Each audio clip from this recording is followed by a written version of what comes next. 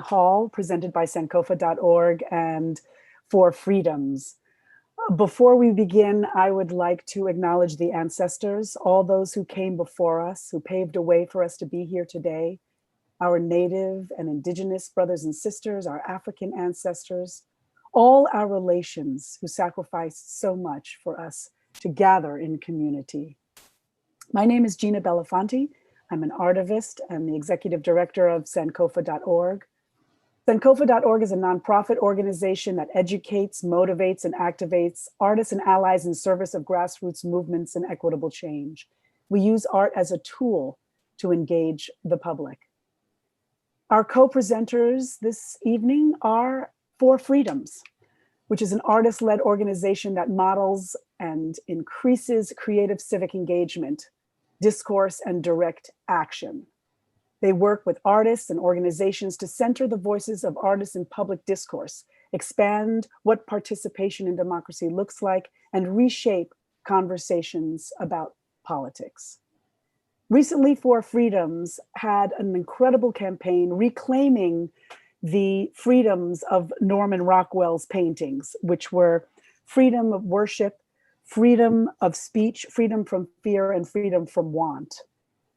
The new freedoms that we're leaning into in 2020 are listening, healing, justice, and awakening.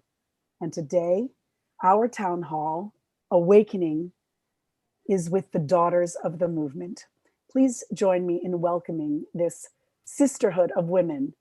We are a sisterhood with much in common. Our memories about growing up watching our parents who are and were civil rights activists, artists, politicians, political strategists, religious leaders, and funders of the movement is a sisterhood we cherish. We are legacy holders who sat at the feet of those who were on the front lines of the civil rights movement. We carry the oral history, cultural values, and wisdom passed down to us by some of the revolutionary leaders who turned the tide of American history. Our unique sisterhood of women is of all ages, and we advocate for social justice. So joining me this evening, we have Suzanne Kay, daughter of actress, humanitarian Diane Carroll. Suzanne is a writer, producer, director, and mother of two. Keisha Sutton James, granddaughter of media mogul and political lawyer Percy Sutton. Keisha is a producer, creator, and currently the campaign manager for Alvin Bragg, who's running for Manhattan District Attorney and also a mother of two. Dominique Sharpton is an actress and the National Director of Membership for the National Action Network and a new mom. Also joining, Stacy Lynch, daughter of political strategist Bill Lynch, who was the senior advisor of intergovernmental affairs to, I'm sorry, not Bill, but Stacy was the senior advisor of intergovernmental affairs to New York Mayor Bill de Blasio, and who is currently running for city council. Whoop, whoop, she just announced. We're very excited. Joining us later, we hope, will be Ilyasa Shabazz, daughter of Dr. Betty Shabazz and Malcolm X. Ilyasa is a published author and college professor with a new book coming out in January. And our other sister, Hesna Muhammad, daughter of Ozzie Davis and Ruby Dee, who couldn't join us this evening, but sends her warm regards, is a writer and a photographer deeply immersed in education and also a mother of three. Welcome, sisters. Right. How's everybody doing? Awesome. Good. Friday night. Friday night. Now, shall we make a toast? A toast. Yes, cheers to that.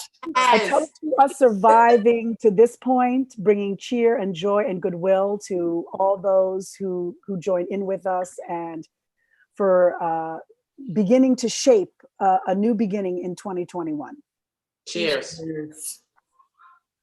Cheers, cheers. So, Suzanne, where's the cocktail? I got some water. Right, drink away, Suzanne, drink away. So we are centering this evening's conversation around awakening. And since that is such a broad concept, I would love to hear from each of you, what does awakening mean to you? Who would like to kick us off? Oh, I'll kick us off. Go ahead, Suzanne. What? You got me? You want me to go first? and I'm just speaking, I hadn't thought of this ahead or anything, but this has been a real year of awakening for a lot of people. We have awakened to what's more important because we've had so much loss. We've awakened to how much we need one another. And I awakened to nature during this year because at the very beginning of the pandemic, the city, I was in Manhattan, the city was quiet. Everything just went quiet. And when I walked through Central Park, I realized this earth belongs to the animals and this earth belongs to the rocks and the trees because there were no people out. And all of a sudden, all these animals came out and it changed the whole atmosphere. I felt as if I was intruding on their, it was such a strange feeling. But I also appreciated how nature replenished me. All of that became clear. I've also awakened to the frightening things, the things we try to avoid, like death, to be honest. I've spent a lot of time recently thinking about loss, death, vulnerability. This is not light stuff, and dependence. How you depend, what happens when you are hurt or you need to sick or you need to depend on someone. And how if you are afraid of those things, if you shy away from them, you're kind of living a half life. Those are the very things that make you have the real feelings, the real connection. It's when you're in those vulnerable states. So that's a lot of that's been going on in my head. Things that I would be so busy that I wouldn't think about before have just come into my brain because we're sitting still more than we were, you know? Yeah, absolutely. So I'll just say nobody has anything else to say after that because Suzanne just covered it Please. all. Seriously? What is awakening to you? I think it's a other than waking up, and like in many, for me a combination of coming alive and awareness. So when I say alive, I mean not, obviously we start with being, a living being, living, breathing being, but then you're awakening to the truths about your humanity, the truths about the universe and the things like nature and Mother Nature, but it's coming to into a consciousness and accessing that which was always there, but accessing a new awareness about whatever it might be. So Suzanne just went through a good number of things. I'll say that just most recently for me has been has been my work with Alvin. I grew up in a political family, as did many of us. We all grew up, touching the movement. Mine was touching movement and politics specifically, but I had never actually worked like deep in politics like this. And I took this deep dive and frankly, I have awakened to the fact that I love it. Like not just politics, but I love my work. I love the team. I love I'm awakening to a purpose in me that I always had the purpose, but I didn't realize, I guess, how deeply I could be connected to this purpose if I were to take on this kind of work. And it's a funny thing, like you said, Suzanne, we avoid things that are difficult. I grew up in the shadow of a giant in New York politics, and so I think that's hard. While it may make your heart go pitter patter, I know my heart go pitter patter. I know for sure I was like, yeah, I don't want to be in those footsteps like that. Those are some big footsteps. And so I had shied away from it, and I was reducing myself, frankly, because I've enjoyed the work. I feel purposeful and appreciated and in alignment with why I'm on this planet. And I feel like my grandfather and all of our ancestors are up there, clearing paths and making stuff happen. So I am experiencing that awakening, but the proof will be in the pudding come January 2021 as to whether I really am in my zone. Well, But we have all the confidence in the world in you, my sister. absolutely. Yeah. Stacey, what is awakening to you, love? Gina.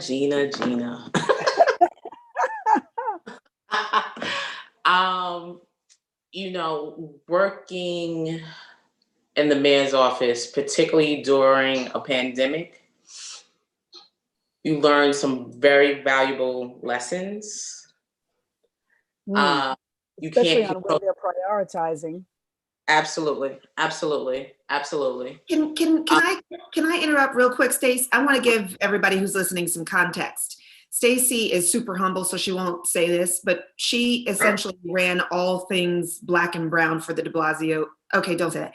So, but the point is, she's very humble. But the point is, when you're talking about a pandemic that's impacting Black and brown people disproportionately, and a racial awakening that's, engulfing Black and brown people, she was just incredibly, it was an intense year. Yes, Yeah. it was a very intense year for Stacey. So I just kind of wanted to give some context, if that's all right, Stacey. Thank you, Keisha. Thank you.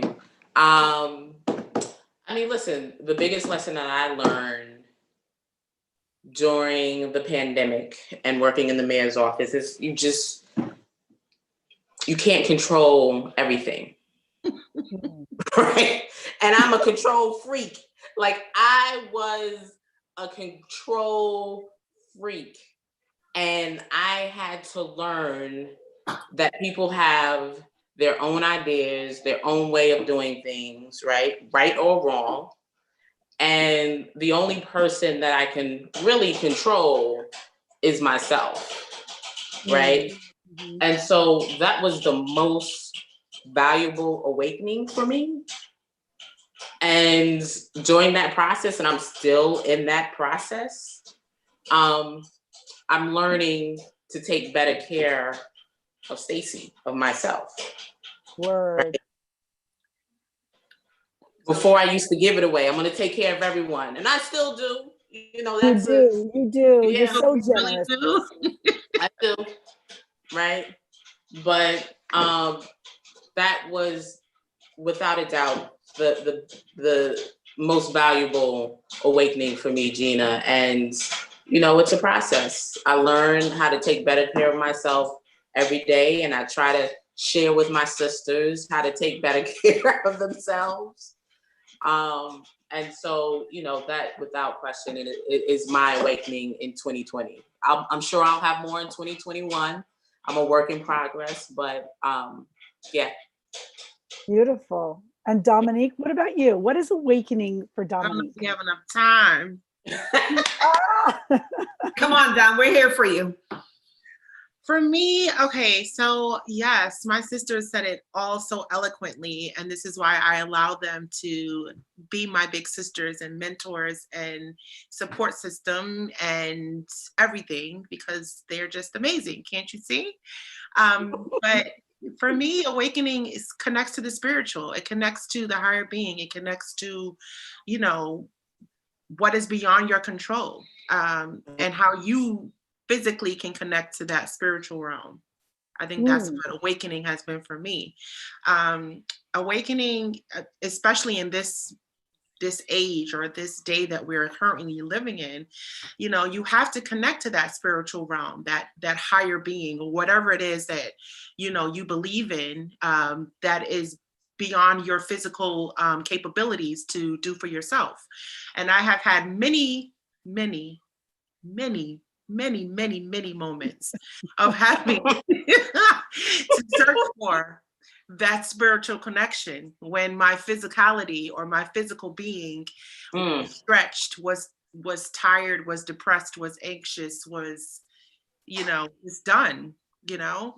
And in this pandemic and doing the work that I do, you know, working with National Action Network that has been, you know, really on the ground in many communities across the United States in this time, you know, dealing with police misconduct, dealing with the pandemic, dealing with, you know, food insecurity, dealing with, you know, homelessness, dealing with, you know, job situations and education inequality, and so much that we have seen, you know, really amplified, I guess you can say, with people of color during this pandemic.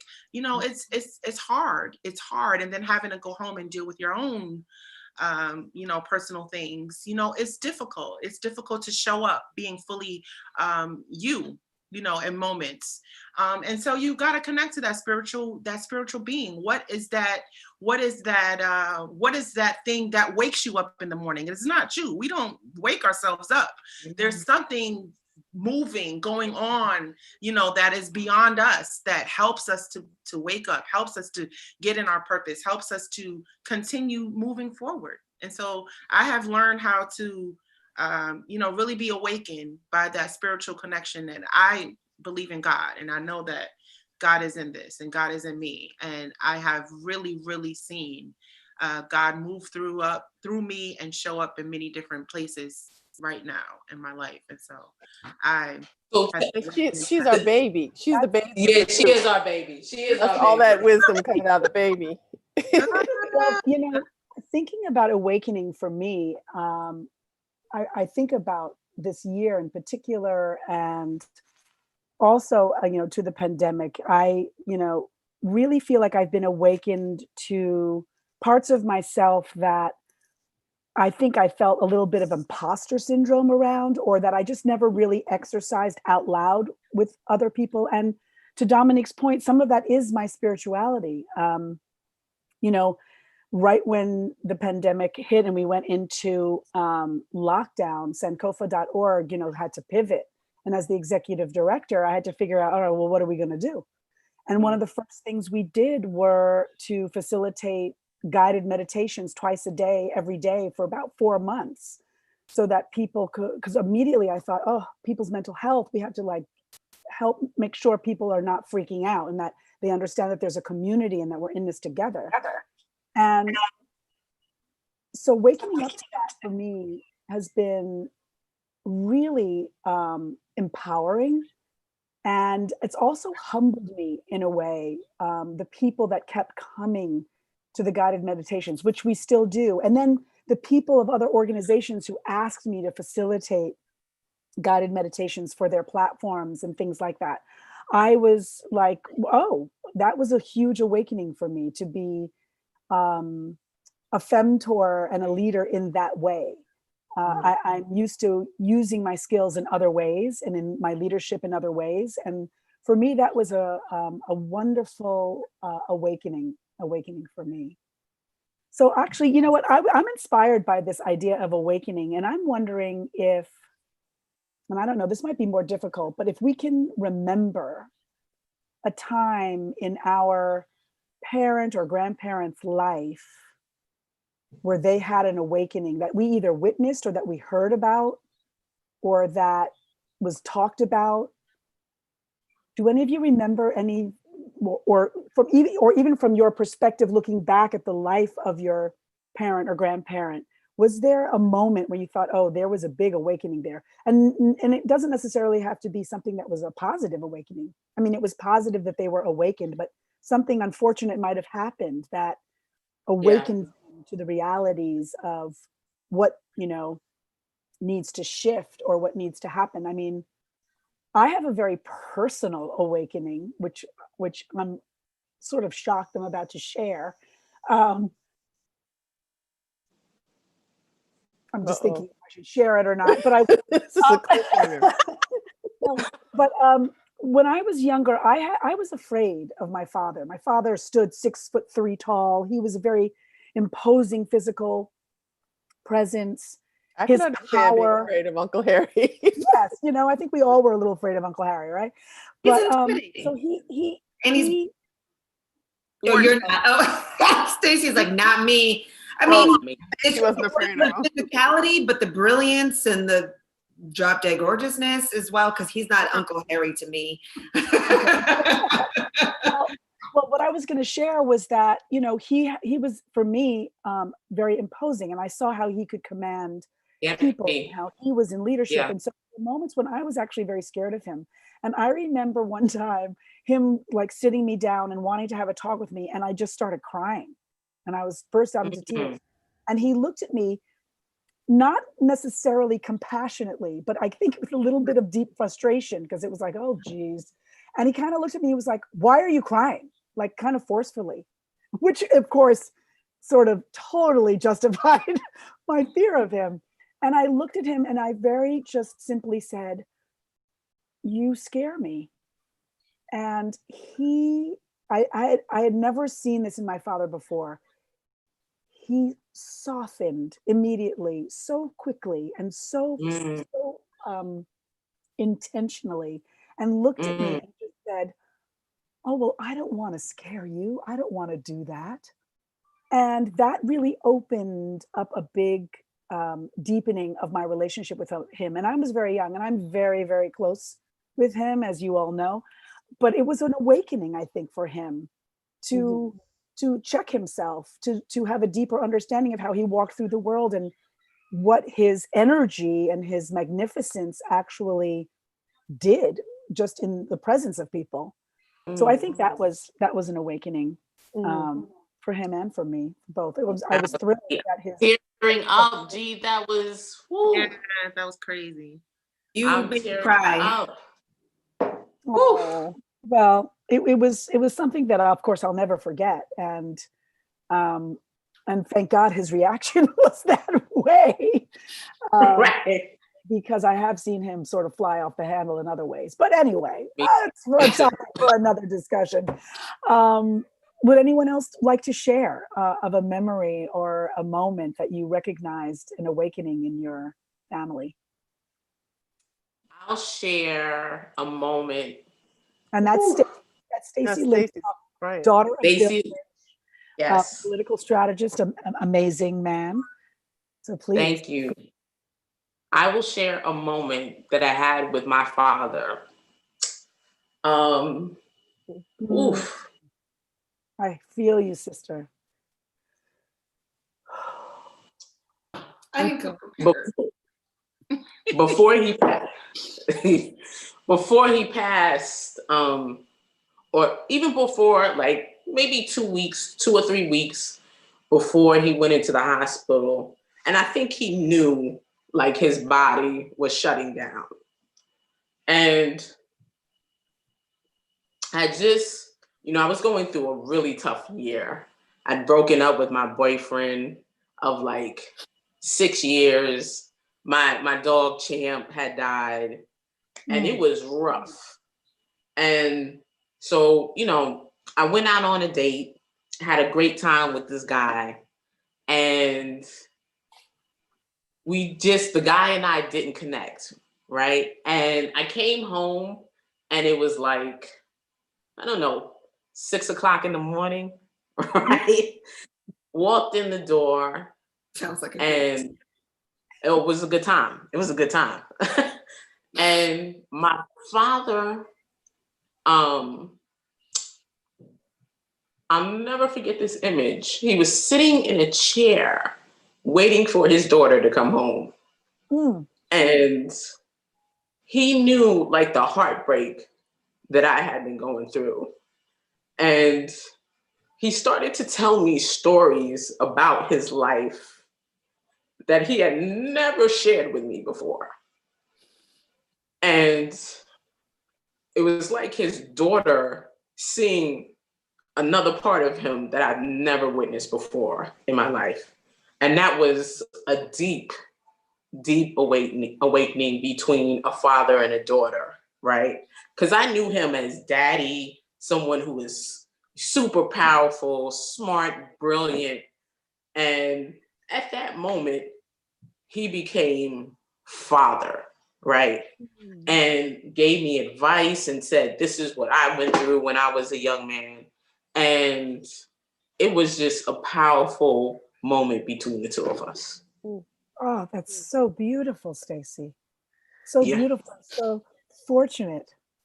Yeah. Yeah. It was, one of the best moments between the two of us. I'll cherish that forever. Yes, yes. And then such a beautiful, beautiful, fortunate experience to have, father to Absolutely. daughter, that kind of counsel and that protection. That's so beautiful. Yeah, not everybody gets that. And there are people who love but don't know how to articulate it, Right. don't have the time, aren't aware of their end coming, which it sounds like he was. So that was just a gift. Suzanne, do you have a remembrance of your mom awakening to something? I know you're thinking of funny things. I mean, Me? oh my Lord, Mom. Um, I don't really have. Listening who may just be joining us, this is Suzanne Kay, daughter of Diane Carroll. She's a beautiful writer and producer and mother of two. So Suzanne, share, please. I mean, there's so many things, but my mother passed away October 4th, 2019. So not that long ago. Luckily, right before all this crazy pandemic. And when I had babies, so my mother was a working woman, constantly working. When I had babies, she had the chance, as this often happens with the grandparents, right? She had the chance to be there in a way that she couldn't, because she was at the beginning of her career when I was a baby. And so, and when she said, I realized, like, you can't take them to the park in the designer clothes and the heels. That doesn't work. She said, I went to Costco and got one of those suits that match, like the zipper. I said, you mean like a sports? Yes, yeah, one of those. I went to Costco, which was her way of saying I tried to really get something that I didn't care, I wouldn't worry about.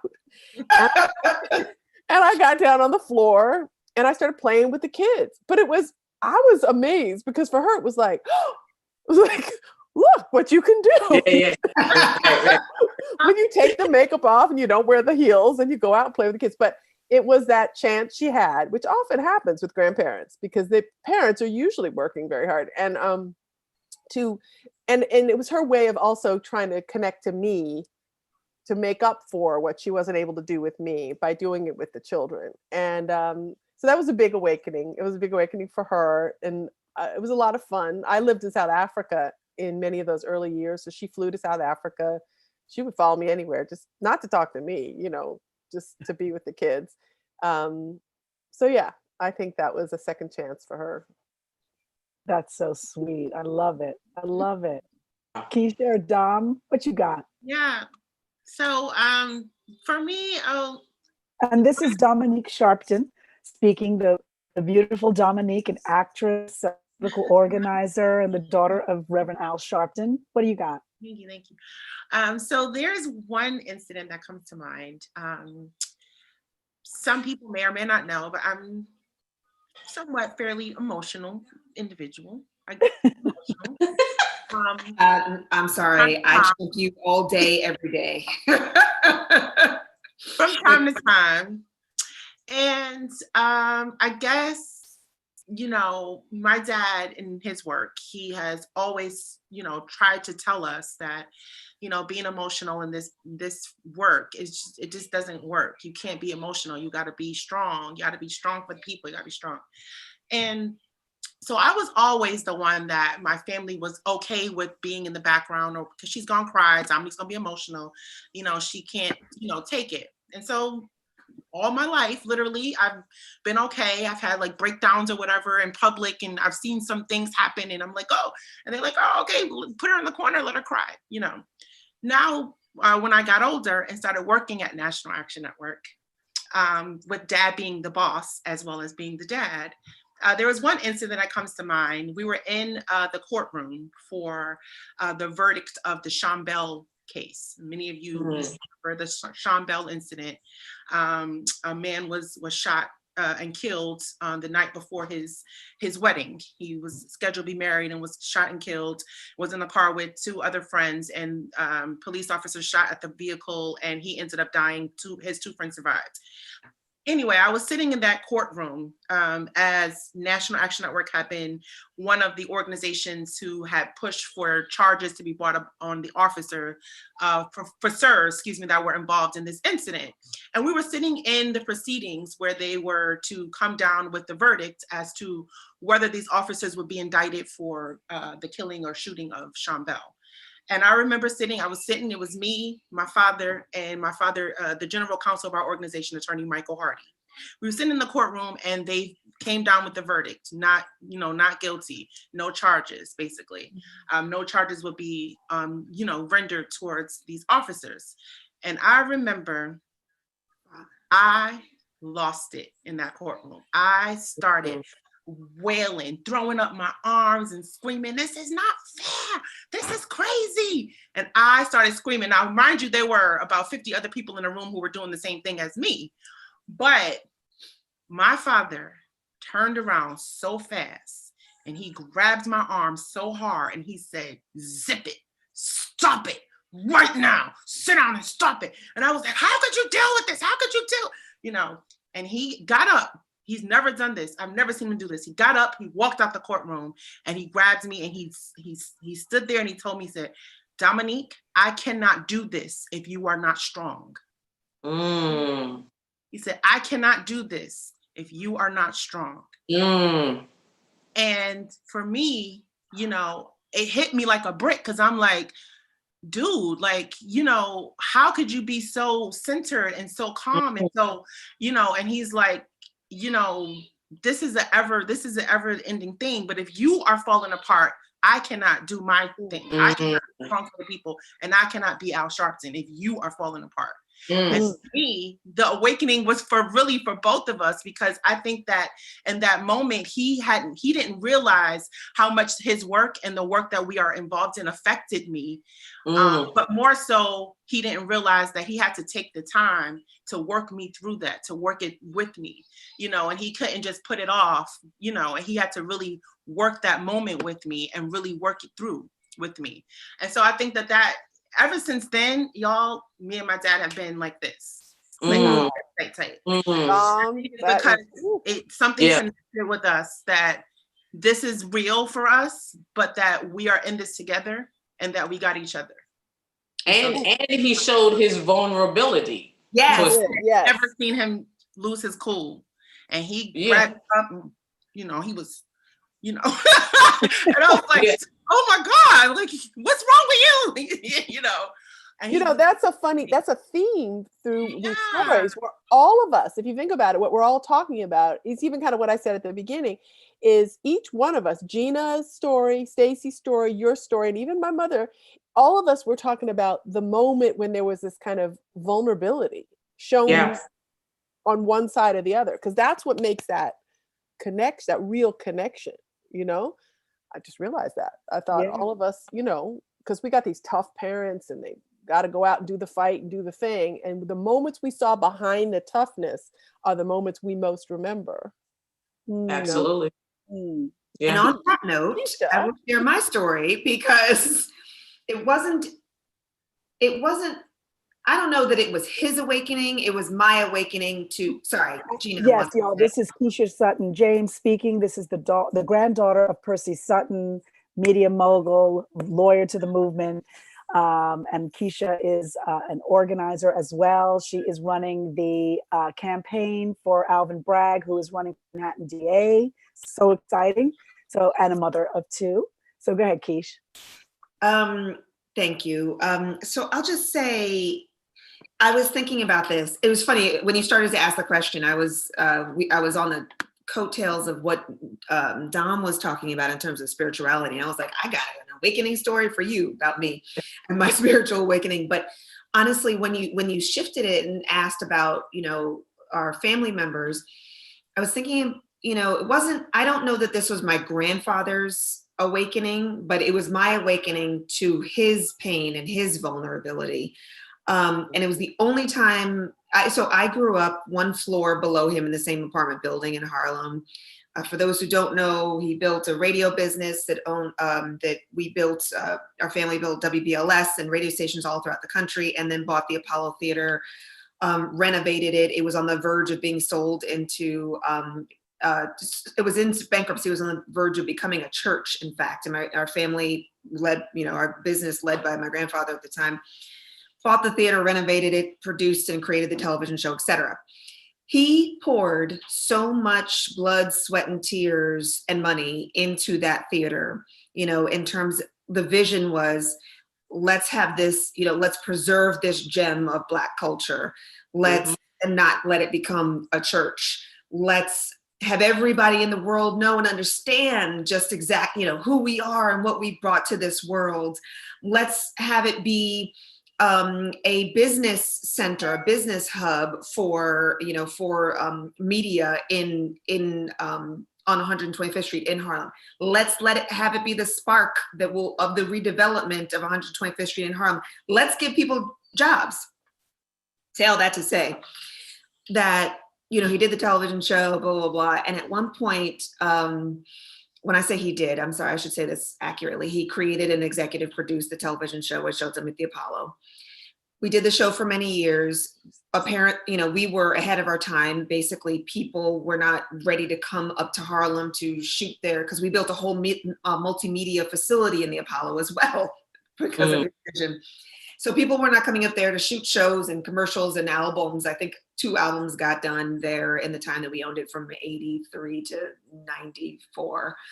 And then it was sold to New York State. And at some point, the then executive director of the Apollo insinuated to a reporter at the Daily News, who is now at the Washington Post, it wasn't directly to this reporter, but that he and his very good friend and political ally, Congressman Rangel, had been basically bilking the Apollo, that my grandfather, our business, owed the Apollo Theater money for the licensing of the use of the name of the Apollo in order to continue doing the television show. And it sparked this huge investigation into, my grandfather and our business and And it caused people to believe that Percy Sutton could possibly have cheated the Apollo Theater in Harlem. And I've never seen my grandfather hurt. I had never seen my grandfather hurt until this. There's only 2 times actually I saw him really, really upset. And that was when he lost he was the youngest of 15 children. So his next oldest sibling. And when this stuff went down at the Apollo, the fact that, and his, obviously the investigation was done. He was found, no wrongdoing. By the way, those reporters won a Pulitzer Prize for that nonsense. And one of them, as I said, went on and is now at the Washington Post and now has a new show on MSNBC. But the heartbreak that he experienced, I will never forget it. I will never forget it. And I don't know, again, I don't know if this was his awakening to like the shade of his people, because this was Black people. I don't know if this was his awakening to the shade of Black people. It was most certainly, I don't think so. It couldn't have been. It was most certainly one of my shades, and it was definitely my awakening to his vulnerability. Because again, to the point of everyone else, what everyone else said is that he was my hero, he was my role model, he was my champion, and I was his only grandchild for 25 years and grew up like this with him. Aww. So all I knew. You were his baby. You were his baby.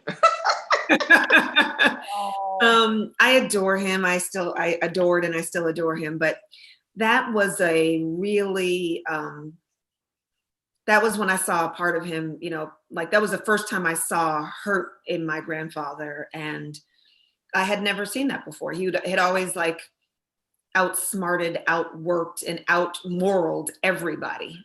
And this was tough. Wow. It's the hurt and the pain from people and places that you least expect, right? That are, right? Yeah. Well, to your point, this is a Black journalist who frankly probably wouldn't have been taken seriously had he walked into any other editorial room before my grandfather ran for mayor in 77 and ran the city, ran the borough from 66 to 77 as well, as classy and with as much respect. He earned so much respect. And this was somebody who was making a career off of, the work of someone who paved the way for him. So yeah, to your point, like, yeah, that it's from those places that you don't expect, or it shouldn't happen. And I've never seen anything. I'd never seen anything like that in my grandfather, except for when he lost his brother several years later. Yeah, it's really amazing when we think about it, because we don't think about when, those moments generally. So we're also on the Clubhouse app, and I'm going to open it up to some of the folks on the Clubhouse app. If anyone might have a question, to raise your hand. And we will continue to engage here live on YouTube at the same time. I'm trying to do my multimedia thing. Go G. But we actually have someone from Clubhouse who would like to share a question. So I'm going to hold up the phone and see if you can hear her. Welcome, Taylor. Let's see if she'll. Taylor, you'll need to unmute. There you go. Okay. Hi, guys. Hi, everybody. Thank y'all for having me. Hi. Hey. I've been very inspired by what you all are saying. And for me, my dad passed away when I was 19. I was in college, and I had a very troubled not trouble, but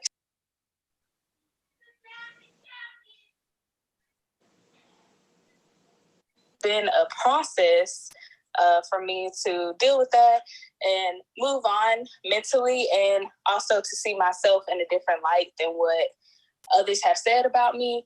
So I want to ask you all, I guess I'm not sure how to ask this, but like, what advice would y'all give to me? I'm currently 25 and I'm in therapy dealing with trauma and things like that. But what advice do y'all have for someone like me who is wanting to move on, and I want to go on and do great things with my life? I want to have a life of purpose, and I don't want my past to define my future. Thank you so much for that question. Any the sisters want to answer that or chime in? I see Keisha's hand coming up. Well, no, G, you muted for a second, so I missed the part after she was 19 when her dad passed.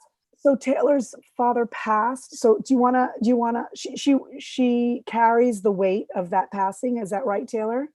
Yes, that, and just having the complicated history with my siblings. I have 4 siblings on that side of my family. I'm not really close to them like that. And I guess a little bit of my background is that I was born, I guess, like you could say, a love child between my dad's relationship that he had and me. So it made me kind of feel like an outcast, or like I always feel like I don't belong in certain situations. I'm also very emotional, like Dominique was saying. So if that gives you any background about me, so yeah.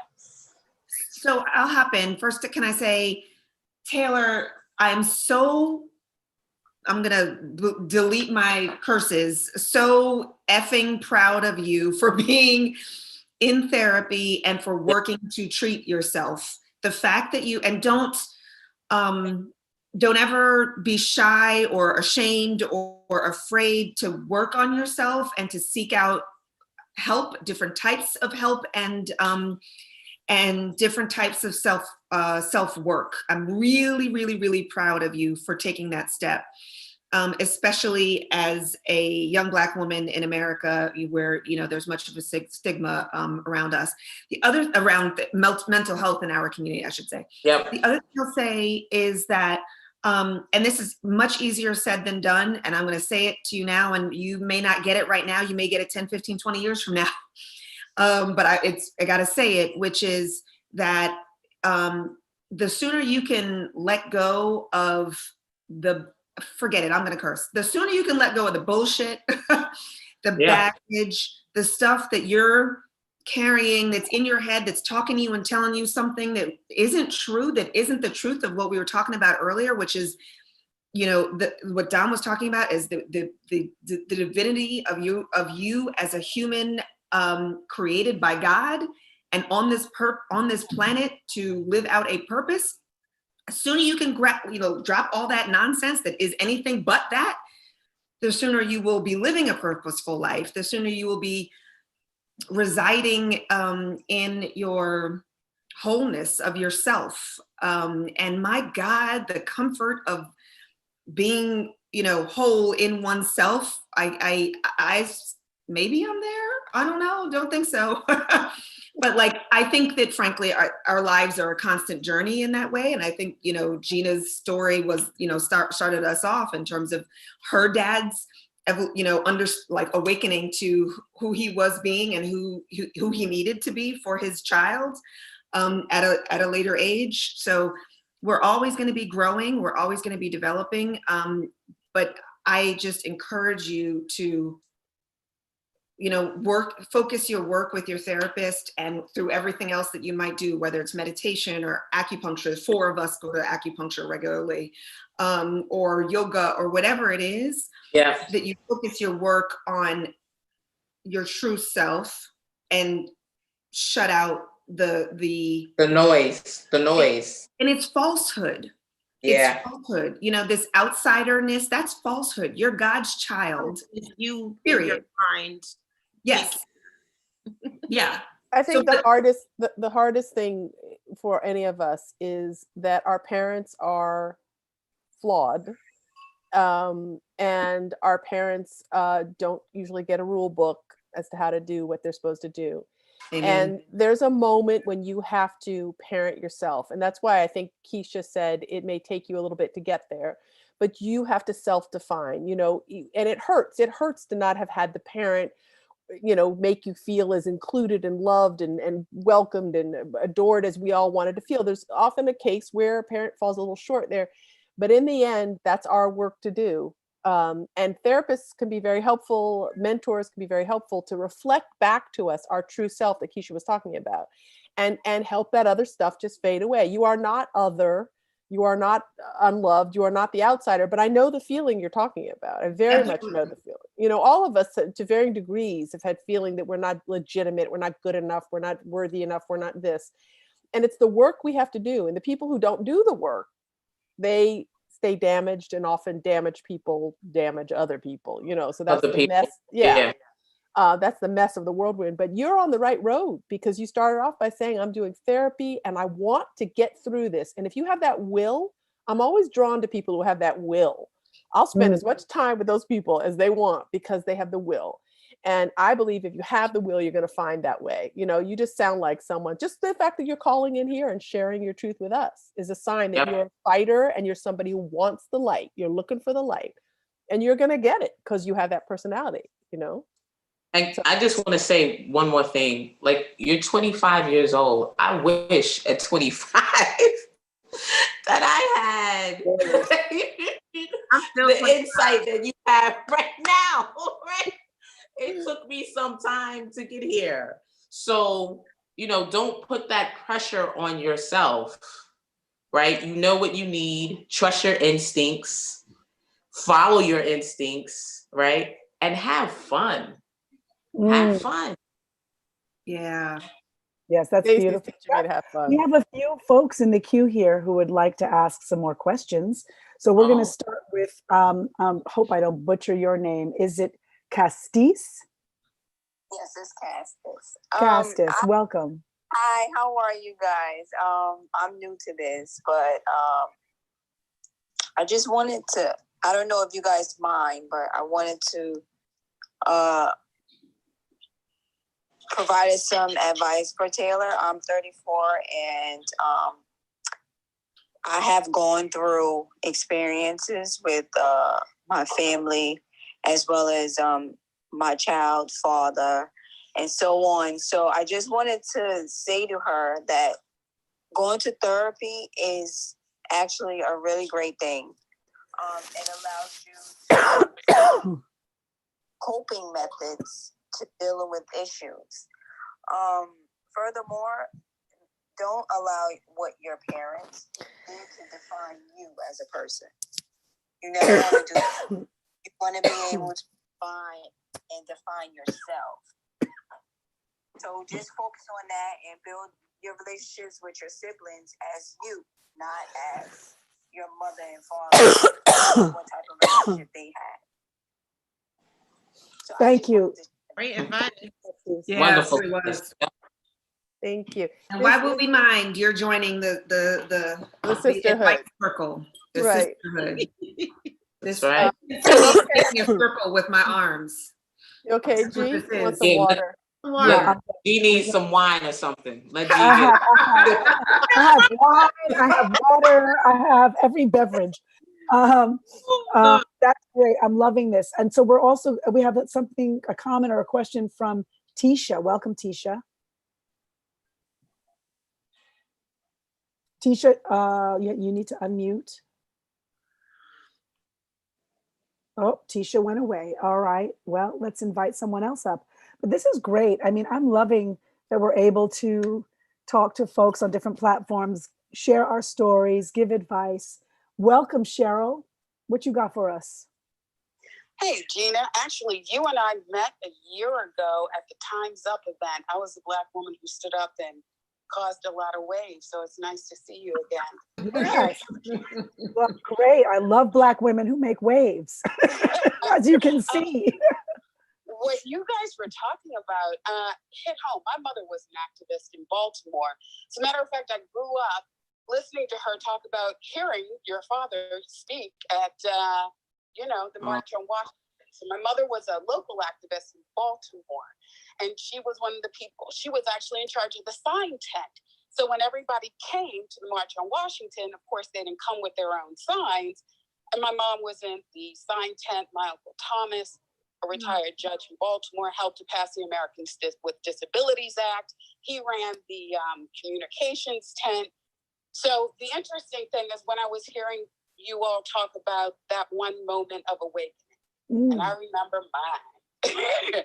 I was in high school, and I went to a predominantly white high school. I was the only Black person in my class, and something had happened, something racist as happens. And I remember crying in the car, and my mother told me, she's like, stop. She's like, stop. She said, things like this are always going to happen. The family you come from. And she said, never let him see you sweat. Never let him see you cry. And I remember her and went, yeah, but I'm 16. And she stopped and she looked at me. And she pulled the car over and she said, okay, you're going to be a different kind of activist. And it was permission to be me. Right? When you come from a family of activists, when you come from people, she used to tell me, the first thing she ever took me to was when Baltimore was burning in 1968. And she had me on her hip. And so, but that was the moment that she realized that I could follow in her footsteps. I would just be a different kind of activist. And she gave me permission. And now I run the largest nonprofit Women of Color in Entertainment, and I named it after her. Oh, awesome. And what's the name of that organization? Well, the name of the organization is Women of Color Unite, but what came first was the database of women of color in entertainment. We're at 2,500, and I named that the JTC list after Joan Teresa Curtis. Oh, wow. That's beautiful. That's a beautiful honoring of your mother and your legacy there. That's a great story. It's interesting when we can really actually be authentically ourselves in front of our parents.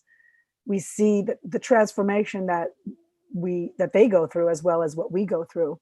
So that's a beautiful, beautiful story. Thank you for sharing that, Cheryl. Thank you for amazing. It's funny because I've never told that story. And when I heard all of you, I was like, I think it came rushing back to me. So thank you all. That's the power of the sisterhood. That's Yes, I right. was going to say, you just sort of made our day. We're very much hoping that our stories will inspire others to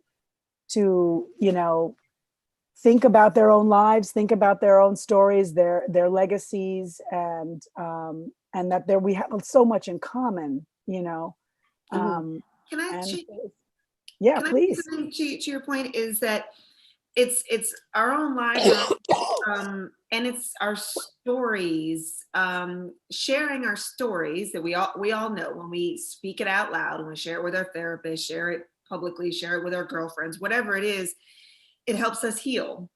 And that was one of the other, kind of parts of the theme of the conversation that we hadn't touched upon yet, but that it's that unveiling, if you will, that of showing ourselves. And for those of you who haven't read a Brene Brown, I encourage you all to a Brene Brown book. I encourage you all to read it.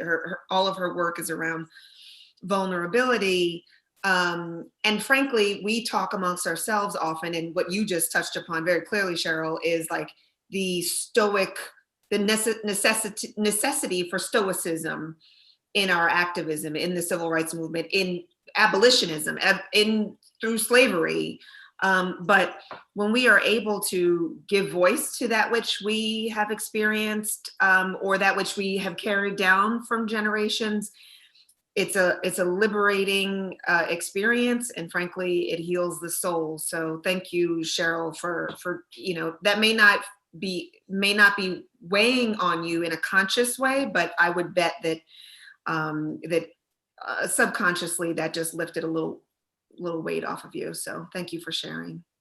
It certainly made me feel great. Sorry. Well, we're going to close out this segment in just a moment, but what I'd like to do is hear from each of you what an awakening of 2021 might look like for you. Georgia. Georgia. Yes. Yes. Amen. Mm-hmm. I hope we have some people listening from Georgia. Yeah.